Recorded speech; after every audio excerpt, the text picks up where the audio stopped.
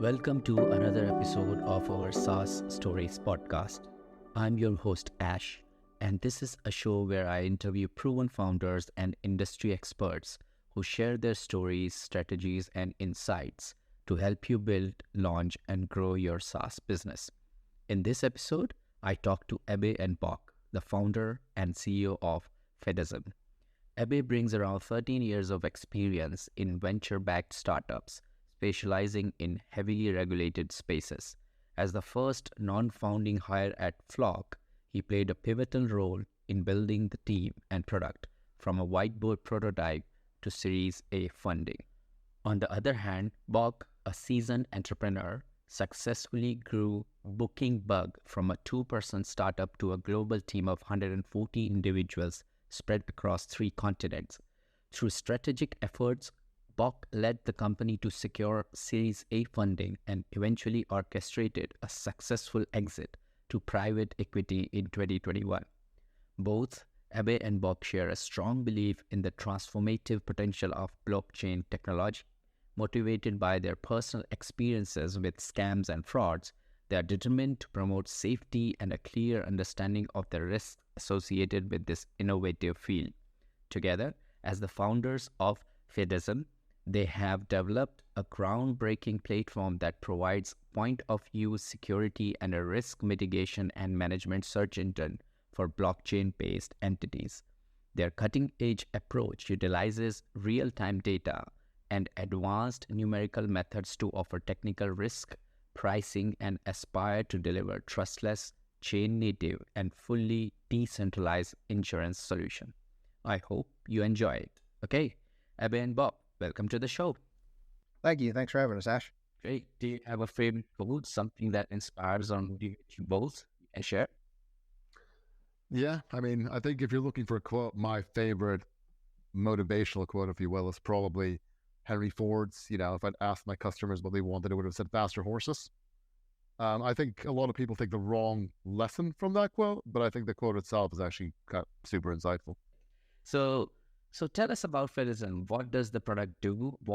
Who is it for? And what's the main problem you're helping solve? Yeah, look, so what Fidesium does is it provides point of use and research level insights from a security and risk lens first into blockchain assets and portfolios.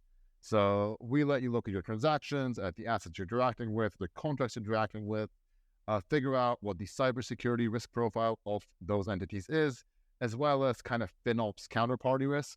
Who are the entities holding these assets? Where's the funding coming from? Was it washed using a mixer? Or is one entity pretending to be multiple entities? Are there sanctioned entities in the loop? That kind of thing. The product is, in some sense, for everyone who uses the blockchain, but our sweet spot is really either active traders or organizations that interact with the blockchains and want to understand what their counterparty risk profile is and in effect do AML on the funding sources. That's kind of my take. I'll give anything to add there or?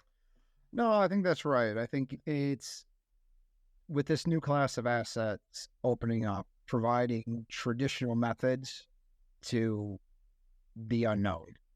What we're really looking to do is attack the long tail of all these new assets being created and help people de-risk and safely buy. Right. Okay. And trust me, even though I'm a little bit technical, but there's a lot of things which I did not understand, which is like, mixers and everything. So for our listeners, would you be able to explain, Abraham, more about like how the fraud actually happens in real life in the blockchain space? Absolutely. So fundamentally, fraud or theft, if you will, in the space comes in actually not all that many flavors. The first and most common is just an old school phishing attack. You think you're in uniswap.com. You are, but the U is actually a Cyrillic letter. And instead of buying an asset, you get drained. So we obviously protect you from those kinds of attacks using fairly old school phishing detections and URL blockers. The second class of attacks is contract-based. So the contract itself is the piece of software running on the blockchain with which you interact to achieve things. Think of like your web browser. That would be a software you interact with to access the internet. In blockchain land, you interact with contracts. The analogy isn't perfect, but it'll do. So those contracts, like any software, might be malicious. There might be stuff in them that can do anything, really, ranging from, tracking your behavior to stealing the entire contents of your wallet. It's software. This is a problem the antivirus systems of old solved for traditional software back in the day, and we are replicating that path. And the third is kind of FinOps and counterparty risk, right? As you interact with the software, you interact with other pieces of software that hold value. And the same kinds of risks that apply to financial institutions using money apply here, right? The person you are interacting with might be a shell account for drug cartels, or maybe one or two very rich people are buying up a bunch of this asset and masking themselves as hundreds of other people, or maybe there is nowhere near enough liquidity for the amount of the asset being sold, because a lot of these assets are derivatives, right? Things of that nature. They're not really new classes of risk per se, which is why we can price the risk so effectively, because we're using approaches perfected by trading houses, insurance companies over 100 years, but we're just applying them to a new class of asset, a new technical ecosystem. Yeah, I don't know if that answers the question. I think it does. Yeah, I received some information which I'm still trying to process. So consider me as a 5-year-old or a 10-year-old who recently got introduced with internet, right? Maybe you want to give our listeners an example. Let me see if I have this. So what I was saying is the flavors of fraud are from traditional Web 2 line is the classic phishing kind of scams, what people usually experience with their banks. So you're going to a URL and the scammers slightly misspell where you think you're going at. So there's a bunch that fall in that general land. Then the second one is with blockchain, everything you interact with is a smart contract. And what a smart contract is, in simple terms, is just a program. So every time you deal with the blockchain, you are interacting with a small program. And that program can be written in such a way to steal things from you. And then the third, what Abe called counterparty risks, is there may be other players you are unaware you are dealing with, or even if you are aware you're dealing with them, you can't know everything about them. So then what Fidesium does is we have whitelists and blacklists. We try to catch all those misspellings, make sure you're dealing with what you think you're dealing with. Then we read the contract, and Abe has added some what is called static analysis that reads through the contract programmatically to figure out what it's doing.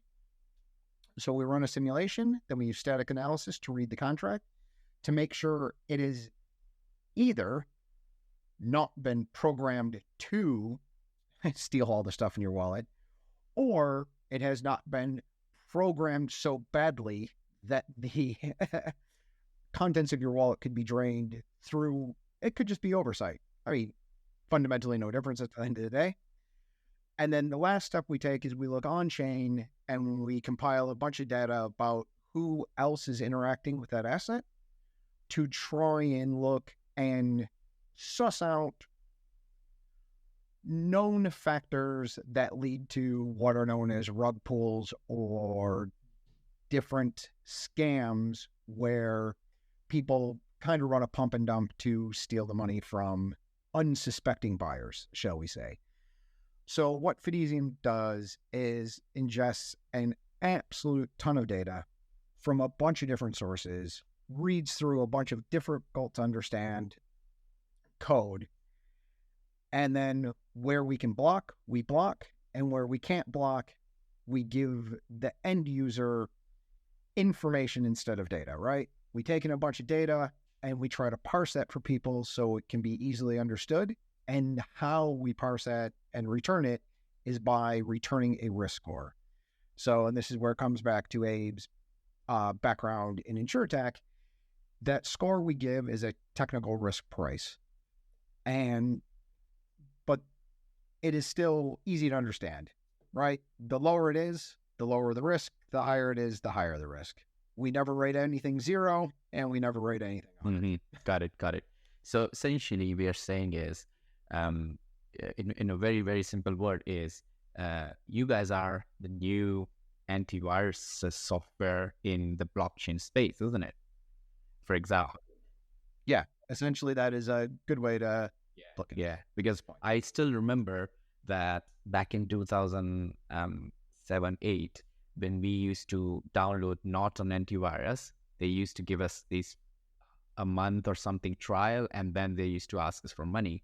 But during that trial period, what we used to learn is, oh, this website we are visiting, it doesn't have the HTTPS requirements, which though in those days it was not that generic. It doesn't have, it's stealing your information with all these Adobe Flash plugins, etc. So there was like warnings through those softwares, and I'm guessing Fidesium is doing similar when you go online and trying to make a blockchain contract to purchase something or to transfer your funds or something, and then gives you a score based on different data you analyze on the similar assets, right? Yeah, in essence, that's it. So we intercept the hash. We don't stop anything. You can eventually do it, but we put a little pause break in there, give you a bunch of information, and then you can go on purchase of your own accord, but at least you're going in eyes wide open. Perfect. So now I got 100% what Fidesium do. Good. So can you give us a sense of the size of the business? What are you in terms of revenue, number of customers, or size of the team right now? So we're still very early days. Team size is still just me and Abe as we continue to build out the algorithm and discover new ways, talking to our clients of the best way to present the information and how they want to interact with it. We have about 20 people using the extension, and we have a decent amount of traffic going to the web lookup tool, and that is with currently no marketing whatsoever, just word of mouth, heading out to meetup events and talking to people about the project. We're going on the cusp. The project will definitely protect you, but it needs a bit more before we feel it can provide an overwhelming value set. And then we can start talking about monetization. But the roadmap is there, the interviews we've conducted, and we're now looking into the B2B space as well. The risk engine is shaping up to be pretty powerful, and no small thanks to Abe's work, and it does seem to be traveling in the right direction. So, as you mentioned that there's a plugin which users have to use. I want to pick up on that later. But before we start on that or begin with that, I want to pick up on your stories. So, how did you guys meet, and what made you decide that you both are perfect to go on this journey together? And what personal experiences you had in past which actually helps you building Fidesium. Do you wanna go first a bit? Sure, yeah. So I'm gonna take this in reverse order. So personal experiences for me, I mean, I've been in blockchain land for a little while now, and you don't spend time in blockchain land without losing money to scams and frauds. I, during this last bull run, lost a 5-figure number. And I am fairly technical. software engineer, 13 years experience. So the kind of thought was, well, if I fall for these pretty basic attacks, if we're honest, then what hope does a less technical person have? And how is blockchain ever going to hit the kind of adoption that we believe the space is going to hit on its journey to democratize money without solving for that problem?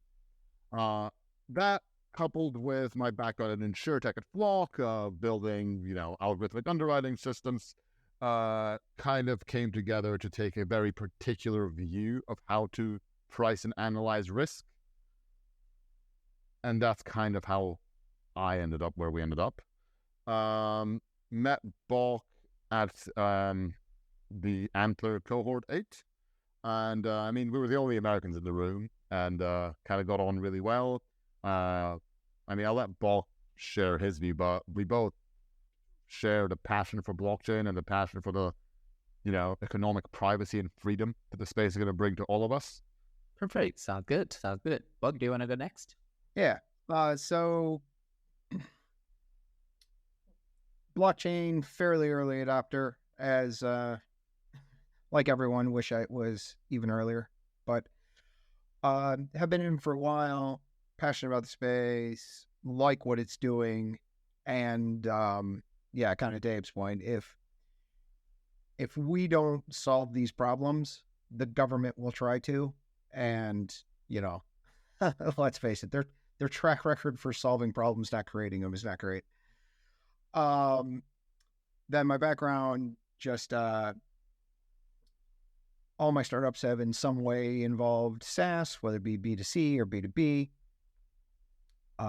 Exited a couple years ago, was helping other companies, really liked the early stage.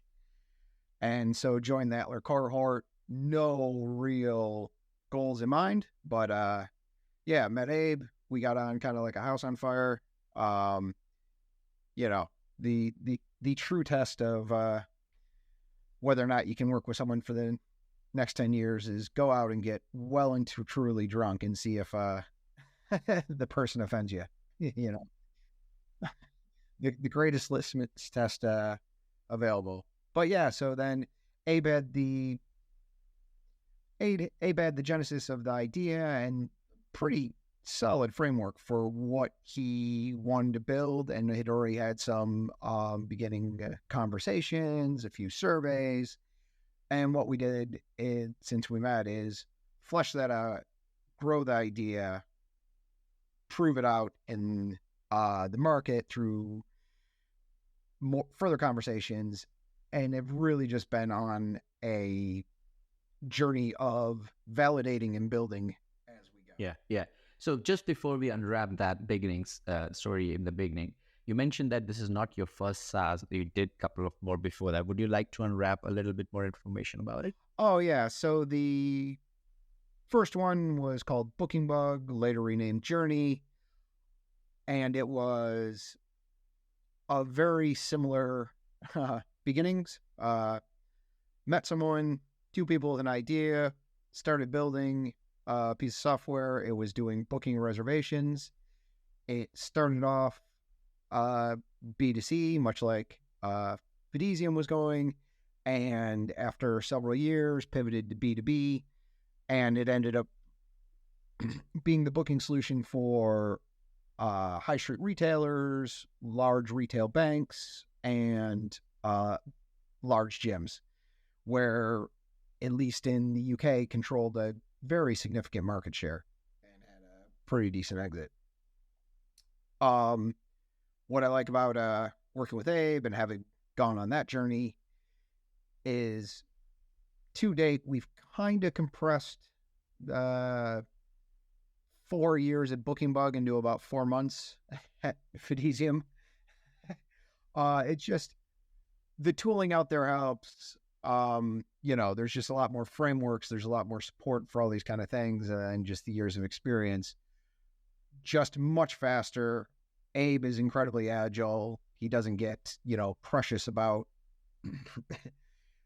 his code, or no, we're doing exactly this and we're not changing no matter what the market says. We're both pretty pragmatic realist when it comes to these sorts of things. So it's just, it's really nice working with them. It's good team dynamic. Perfect. So let's talk about where the story begins. So I got to know that you both met at Antlers Cohort 8, and you had some experience, a background in SaaS before and in insurance, or the security. So what was the moment, or what was the epiphany you guys had that you decided to go forward with this idea? But also, did you look in the market where there were any other product?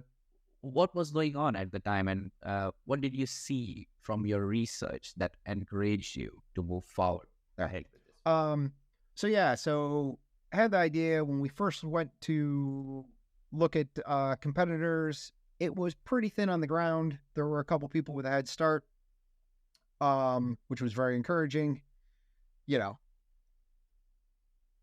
Unless you are wildly sure, breaking new ground is always more dangerous than going against a few competitors. But they weren't too bad, and we thought we could beat them on features offered. The more we got into it, the more we realized that for the extension, that was none of these companies' end game. The space is still a bit too young. No one is paying for that feature set. And so we had to go back to the drawing board a bit and revamp the idea. But we still really believed, and through our talks with people, that this was a viable way to go. The market size is huge. The potential for a viable, scalable business is still insanely large. The service is needed. Blockchain is still in its infant days. It really needs this kind of tooling and companies to help it grow up and become what it should be. And that's another thing I think both me and Abe are pretty passionate about, is just really helping the space grow and become what it should be on the kind of global stage. Right. I'm also interested in knowing, how did you differentiate the product when competing against the likes of Fidesium? Is it because it's a SaaS, or is it because of this set of features you're providing to the end customers?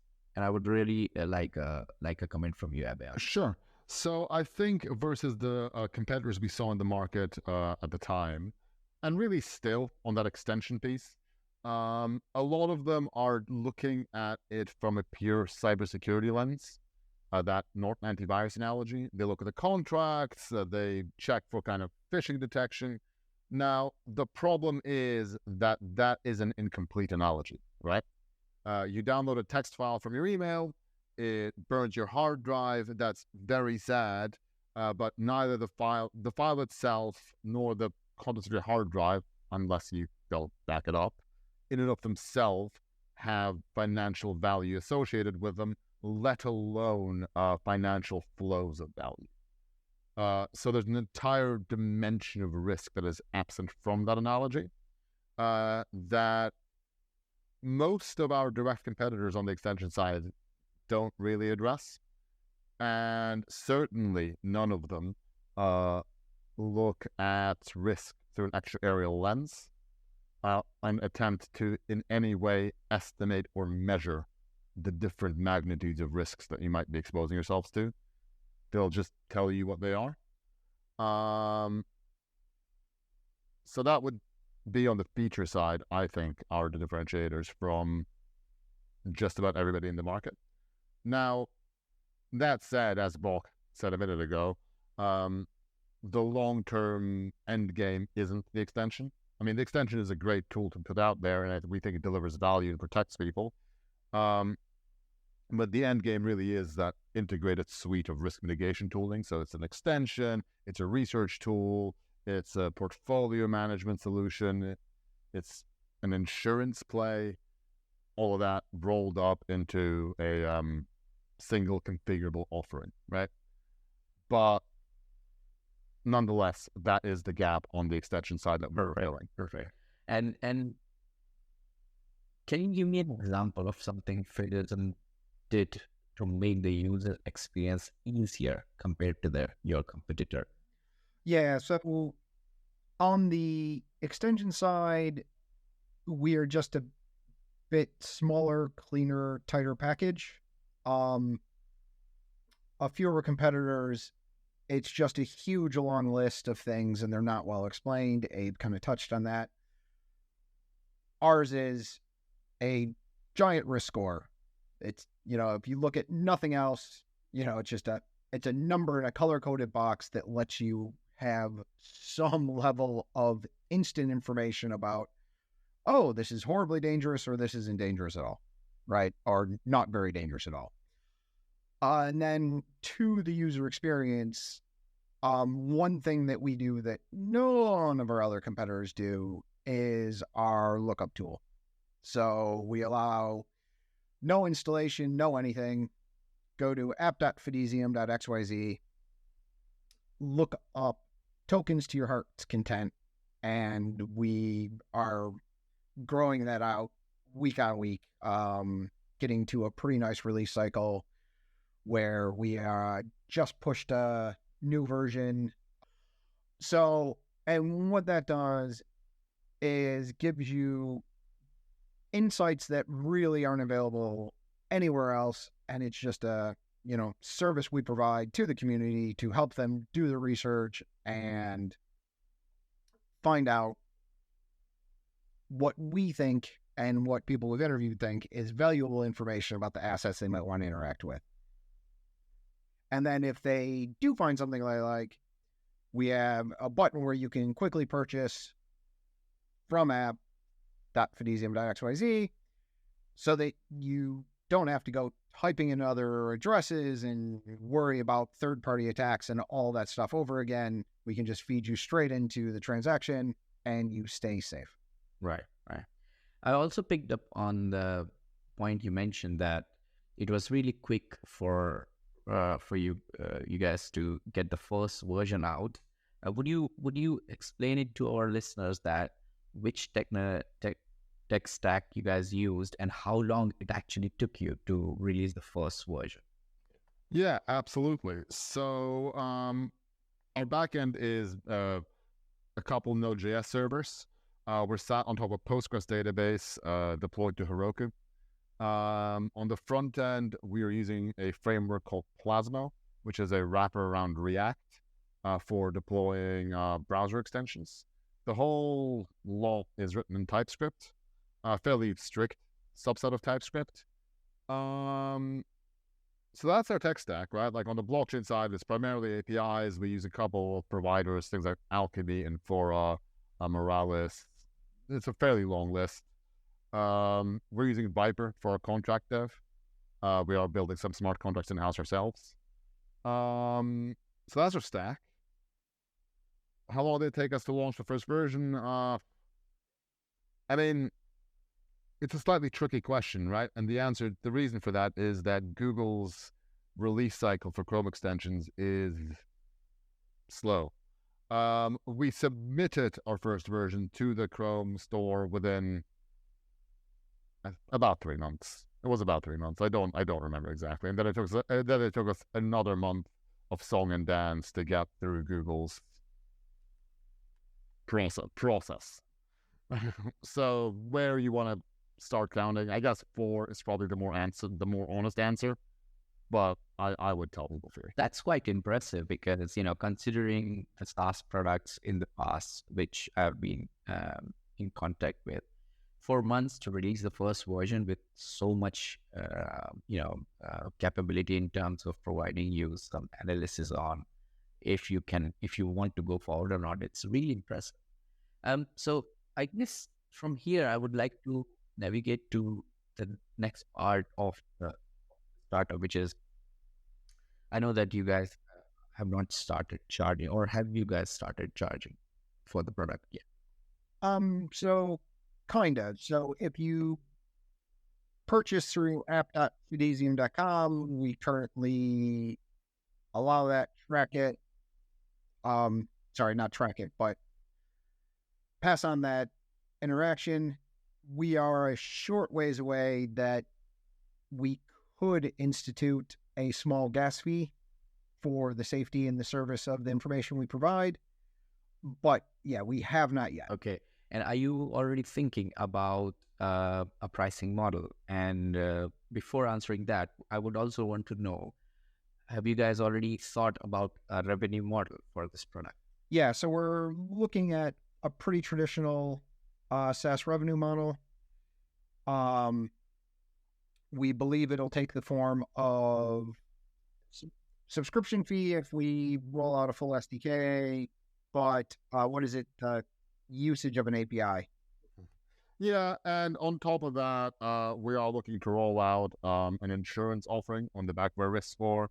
Now, that'll be a blended product. We are going to launch a chain-native insurance protocol, as you mentioned initially, where the revenue model will be based on capital allocation, same as for any other insurance company on the planet. We will also seek to raise traditional insurance capital, where, we will take a share of written premium, same as any other broker or representative. Right. Okay, that's good. So I think the next bit I want to unwrap is what was the data point, or what actually made you to decide to build a web Chrome extension version of the product instead of making it as a desktop or a computer software or a SaaS product, for example, a web-based product, but not as a Chrome extension? Oh, if you interact with Web3, you have MetaMask. MetaMask is a Chrome extension. Most people who transact, because of the different rulings on the different web stores. So if you're playing in the top end of the market, centralized exchanges will have apps and a very walled garden kind of experience. But once you get out of the top, I would say 250 coins, say, where you are purchasing, how you are purchasing is via Uniswap, SushiSwap, PancakeSwap, these different places, and how you interact with them is, I would say, 99 times out of 100 with a wallet extension on your browser of choice. And that wallet extension is usually MetaMask. I think they have about their upper 80s, if not low 90s in market share. I genuinely don't know how you would even interact with these websites without a browser extension. Right. Yeah, I'm just saying that that's like the first thing you need in order to go into the blockchain. Yeah, I mean, it's one of those things, right? So traditionally, in a lot of other spaces, the wisdom is that launching an extension is, to cut things short, a bad business plan, because there's an inherent friction to that say a website doesn't have. There are obviously some successful extension companies. Look at any VPN, but for the most part, I get it. In this particular space, that initial friction has already by default been overcome, right? If you're partaking in the space, you've installed at least one extension to do so just out the gate, right? Yeah, and I'm guessing most of your customers will be on the Chrome because of that reason, because Chrome has a very big, huge... I mean, last I checked, Chrome had north of 90% market rate anyway, Web3 or otherwise, but I'm sure it's even higher in Web3. Okay, great stuff. So tell me more about who is your ICP, who is your ideal customer persona, and how you're reaching out to them in order to do more research, because I'm guessing that you need to understand more pain points from your end customers in order to enhance or scale your product. Yeah, so when we were looking more to the B2C market, we were looking at somebody in their mid-30s who is either adept in the space or looking to become adept in the space. And what we were solving for them was low-level scams and frauds, and delivering more. The value add was delivering more information about the assets they might be interacting with. And the real value add behind that was the speed. So if you're trading mem coins, you need to know relatively quickly, make decisions very fast to catch the different waves. And so that's what we're looking at. And where we're finding those people were in different Discords, Telegram groups, and the like. While we will still pursue that in the future, what we're now looking at is providing more along the lines of dev tooling, B2B style, and where we're finding those customers is just through old-fashioned networking. So we have been going to more fintech and TradFi meetups in the London ecosystem and just beginning those conversations. And as we talk to those people, it's just, that in-person soft touch, interviewing them without them realizing they're being interviewed, and really trying to hit the crux of their needs and wants for what's going on in the space. And what we found is blockchain has been coming for several years. It's growing exponentially. The consumer market, while in a bear, is still, bigger than ever, or certainly bigger than the last bear market. But what's really shifted, and why we think the time is right, is the institutions are really starting to get on board. BlackRock, the largest fund in the history of the world, I think I read they are now, their assets under management place them, if you compared them to countries, they would be the third biggest country. They are just behind the US and China, and they are about twice Japan. It is absolutely insane. So they just applied for an ETF to be able to trade a packaged version, like an investable object of Bitcoin. They were turned down, but they've already reapplied. And the fact that they were turned down in the first place is amazing. When BlackRock applies for something, they tend to get it. I think of 200 some odd applications they've made to the SEC.